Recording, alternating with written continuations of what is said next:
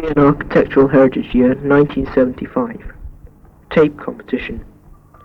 St Mary's Church Group, Birnam. In this competition, we said that we would interview some of our older residents about the effect of the railway on the growth of Birnam. It was our opinion that, because of the blaze of glory which was lavished upon Dunkeld, Birnam, which has several very fine examples of Victorian architecture, was being somewhat forgotten. We did not wish to take away any credit from Dunkeld, but we thought it only fair that Birnam was given a bit of a say. We interviewed two of our older residents. Mrs. Gillies, who lives at our Darach in Dunkeld. Mrs. Gillies lived for 20-odd years in the lodge, which is directly above the railway station. Another point about that is that Beatrix Potter used to live there, and it was the house in which she wrote Peter Rabbit and Benjamin Bunny. Our other interviewee was Mr. George Laird of Elsie Cottage, Birnam. Mr. Laird is an old resident of Birnam and is a local joiner. He was able to give us some fascinating information because of an old picture he had seen. He also gave us some interesting facts about the decline of the railway and its effect on Birnam. However, more of that later. First of all, Mrs. Gillies. I asked her when the Birnam Hotel was built and if it was a direct result of the railway.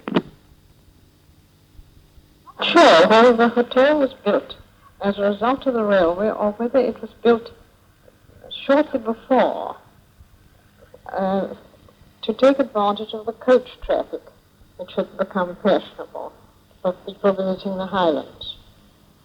Yes, and who was it built by? It was built by Mr. Stewart of Merthley, who was at that time building a big castle down at Merthley and wished to have a suitable entrance for a long drive which was contemplated to follow the river bank down to Merthley Castle. The imposing gates which now lead into the avenue between the hotel proper and the lodge at the other side were intended as an entrance to Merthley Castle.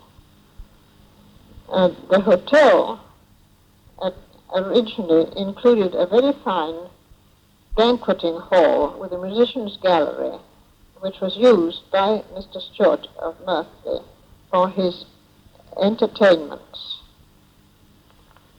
and was not permitted to be used by the guests of the hotel. Now, this Mr. Stewart, was he the same Mr. Stewart who built the houses up on the south side of the railway? He was not. The person who built the houses on the south side of the railway was the contractor who was quarrying out the cutting and tunnel after it was decided to extend the railway beyond Dunkeld. Yeah. This contractor took up 3 views on the south side of the station on the edge of Burnham Hill, on which he built houses with the stone which he had quarried out, was thus able to build the houses very cheaply. Yeah. The 3 houses which he built were the Lodge, formerly known as Heath Park, Oak Bank, and Craigmore. Yeah. The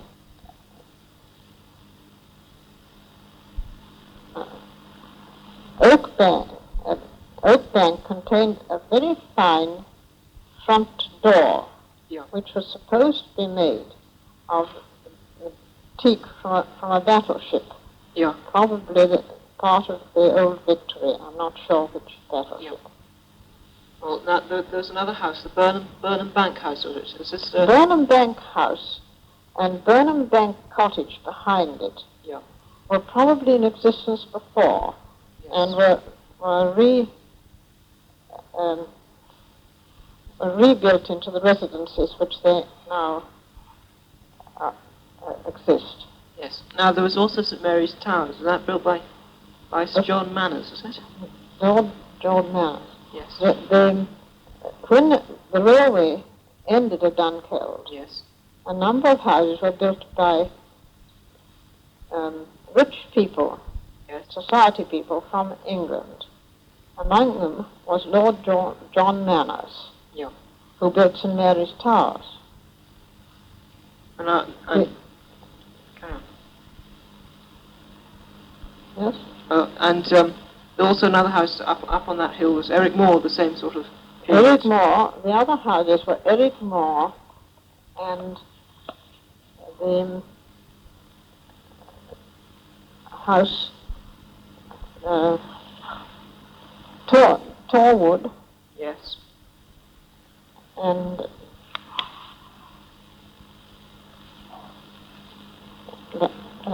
what's the house? It's a boarding house. Lady Bank. Lady Bank. Lady Bank. So these Lady Bank, and they were built all about the same time. and then there were a lot of houses in actually the main street, which is now the main Birnam road. Village, in fact, they came into existence after the railway. Yeah. Before that, there was just a district of Insuren, bounded by the Insuren burn, now known as the Birnam burn. It contained a manor house, which was bought by the railway company and turned into the station master's house. Yeah. And various small buildings, of which there are certain few traces remaining. Yeah. Scattered township. But when the railway came through, a number of people took up land and built houses on them for hope of letting and rooms and taking advantage of the fashionable cult of coming to the Highlands. Yes. Now, there's some houses, well, sort of large houses just along the main road with great towers on them. Was there any relevance to these, or whose idea was it to put Those these houses towers? were built by a relation of Mr. Stuart of Merthley, called Mr. Guthrie Lawney. Yeah. And he built the block of houses known as Merthley Terrace, which goes from near the hotel to the Episcopal Church, St. Mary's. He stipulated that all buildings should have towers. Yes. Which accounts for all the turrets in Birnam. Yeah. Now that's another point I'm going to ask you about. The Episcopal Church. That's the English church in Scotland, really. Was it the Episcopal Church being in Birnam, and it was also built as a result of the coming of the railway. Because of all these English visitors who came with large staffs. Yeah. And it was built for their accommodation. And in fact, the side aisle had to be added to the original building because there wasn't room for all the visitors in those days. Well, these days that's a completely different affair.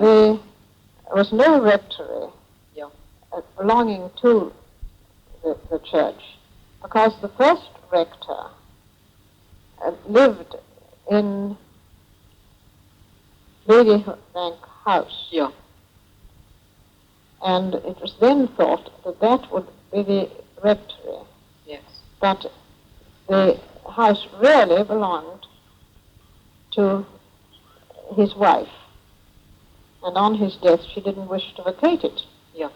A new rectory had to be found, and that was taken up for the end house next to the church of Merthley Terrace, which remained the rectory until a few years back. Yeah. Now, what else was there in Birnam?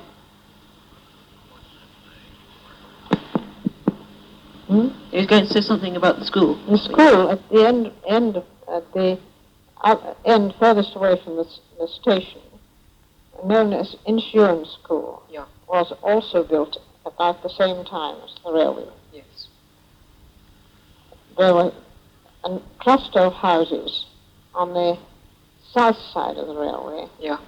and some built on the north side of the railway beyond the school, known as Torwood. Yeah.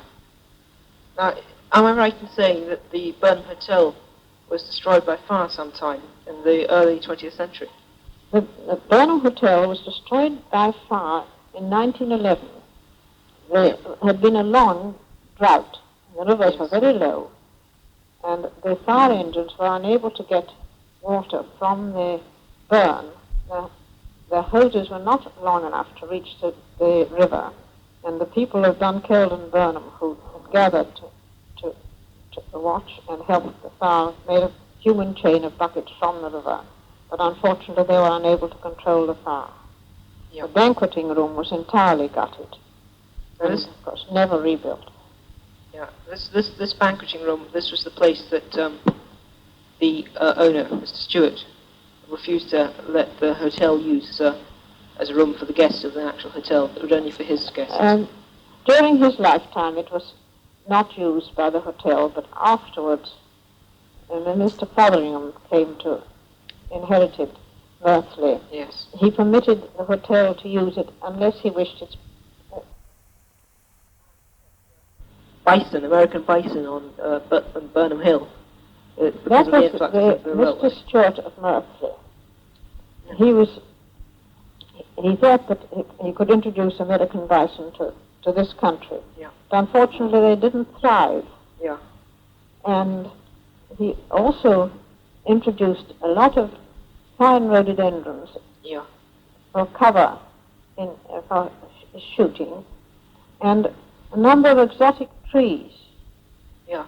Which you'll still find around Burnham, yes, and down by Merthley. At this time, didn't Queen Victoria pass through the village during this time? Or was that just as she said in Dunkeld? I imagine that Queen Victoria drove through Burnham, yeah, but she was on her way when she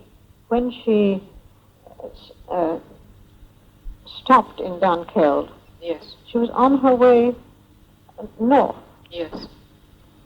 And therefore, she evidently, I don't think that the Burnham Hotel could have been built at that time. Yes. I'm sure Mr. Stewart would have not missed such an opportunity of entertaining his sovereign in his beautiful banqueting hall.